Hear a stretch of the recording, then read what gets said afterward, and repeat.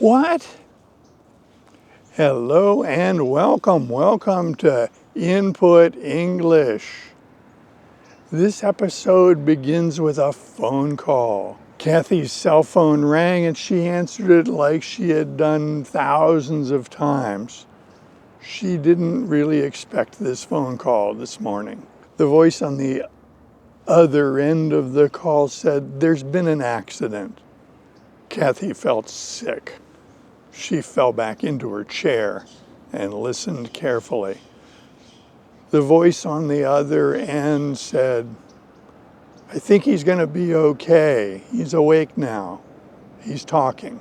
Kathy had dreaded getting a phone call like this. She had always worried about her boys, worried about her family, and she quietly dreaded that she might get a phone call like this one, but she thought that hopefully it would never come. The voice on the other end of the phone call was the paramedic taking care of Craig. He reassured Kathy that although Craig had been injured, that they were on the way to the hospital and that Craig was alert and talking. He told Kathy that Craig had been hit by a car while riding his bicycle. What actually happened was Craig and Trevor were riding their bicycles on the sidewalk and they were going pretty fast. They had been told to walk their bikes across on the crosswalk for safety, but they tended to just check to see if traffic was clear, and if the coast was clear, they would just proceed and ride across the crosswalk. And this is what Craig was doing on this day. He did not expect the lady to be turning right in front of him at the corner.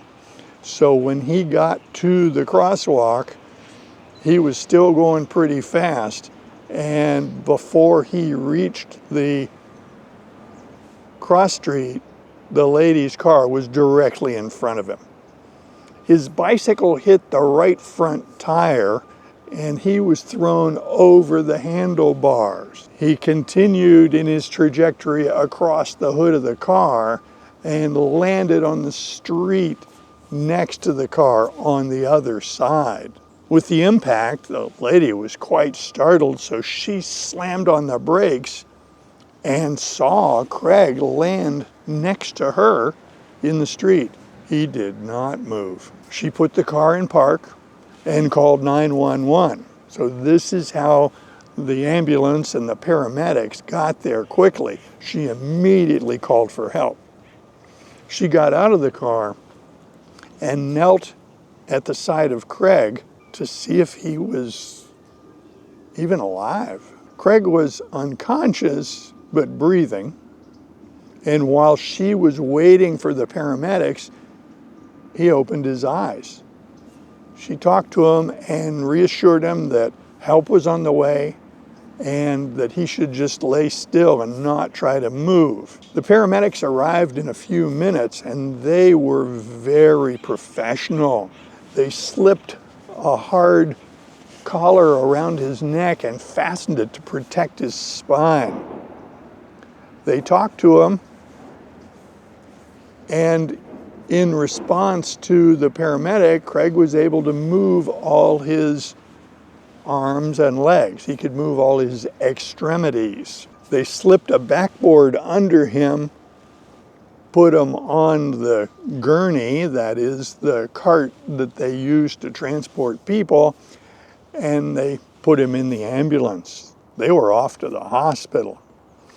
It was during the ride to the hospital that Craig was able to give the cell phone number for his mom to the paramedic.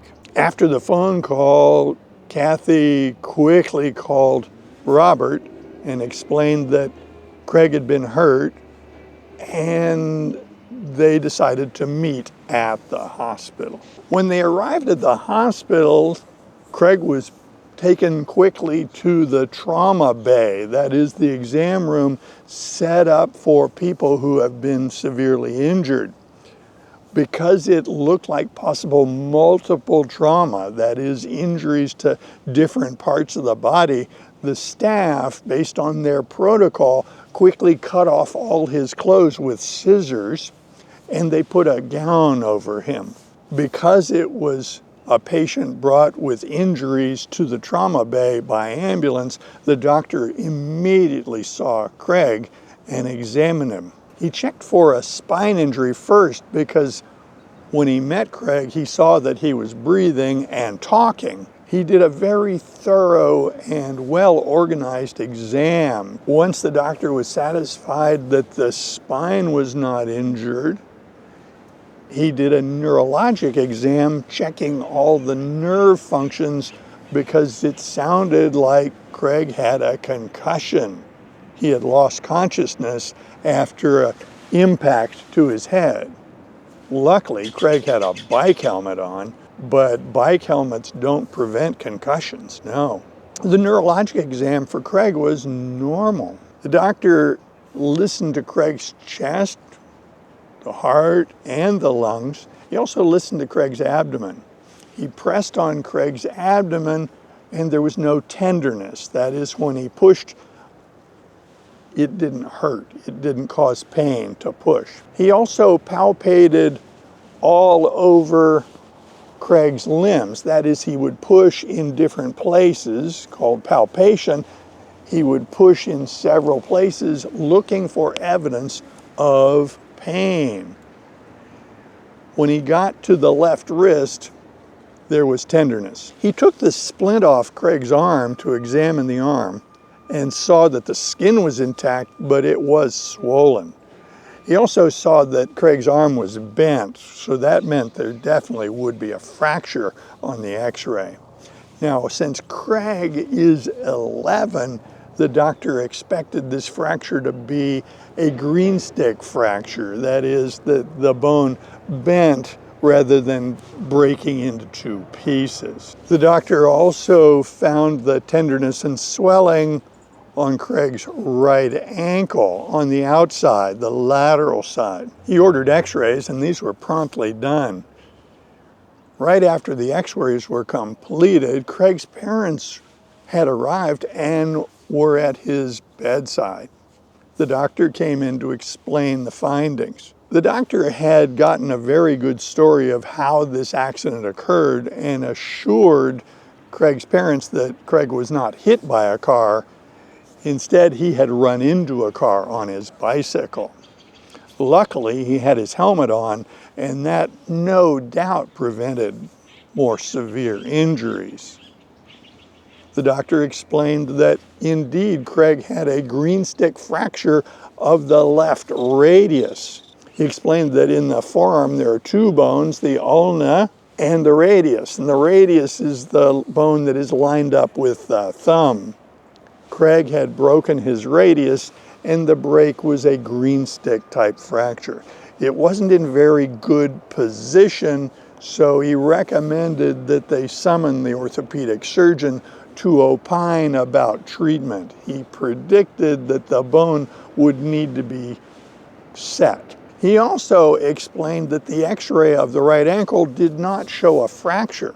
However, since Craig is 11, the doctor explained that we don't see ankle sprains in 11-year-olds. The ligaments are stronger than the bones, and so if it looks like a sprain in an 11-year-old, it's probably a fracture that didn't show up on x-ray. Soon, Dr. Hansen arrived. He is the orthopedic surgeon who had been called in. He reviewed everything and spoke with Craig's parents and to Craig. The ankle injury, no doubt, was a fracture that doesn't show up on x-ray, but that didn't matter because the treatment's basically the same.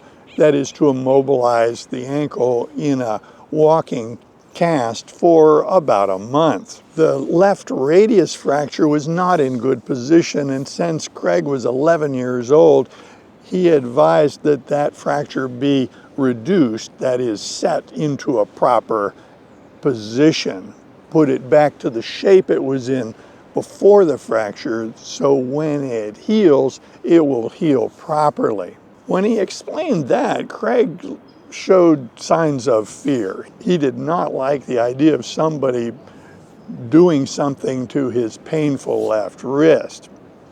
So Dr. Hansen gave him really good reassurance. He said, "Now, Craig, believe it or not, I used to be 11 years old, and when I was 11, I broke my left radius. Believe it or not, it's true.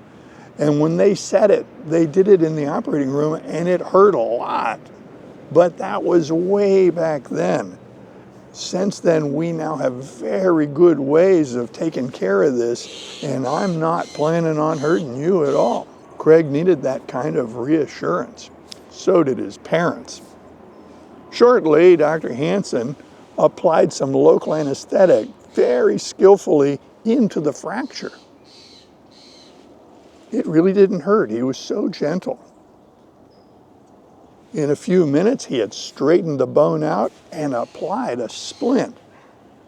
Craig was astonished that what the doctor had told him was true. Follow-up appointments were made so that Craig could get proper care and get his splint changed into a cast in a few days when the swelling goes down. The emergency room doctor explained a lot of information to Craig's parents about concussions. He told them what to look for, but predicted that Craig would make a full recovery. He provided a handout of frequently asked questions regarding concussions, and Craig was discharged from the emergency room to the care of his parents, who took him home. Craig asked his dad about his bike and was told that the bike had been retrieved by the policeman. His dad had that bike in the back of the car. It will need repair. The front wheel is badly bent, but it'll be fine too. The ride home was uneventful, and soon Craig was in the safety of his own home. On the way home, Kathy was thinking that what started out looked like perhaps the worst day of her life turned out fine. And on the way home, she was filled with gratitude. She was grateful for many things. She was grateful that they had bought a proper bicycle helmet for Craig to prevent terrible injuries. She was grateful for the kindness of strangers who helped her son when he was in need and quickly got him to proper care.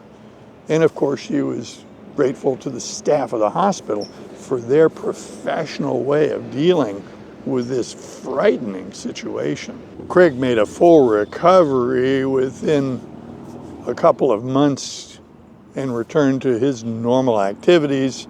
His dad repaired the bicycle, and they replaced that bicycle helmet, assuming that the injury to Craig likely damaged the integrity of the helmet, and so they didn't want to trust that helmet any further, so they replaced it. That's the end of this episode. I hope you enjoyed it. I invite comments below, and I hope you join us in future videos. See you soon.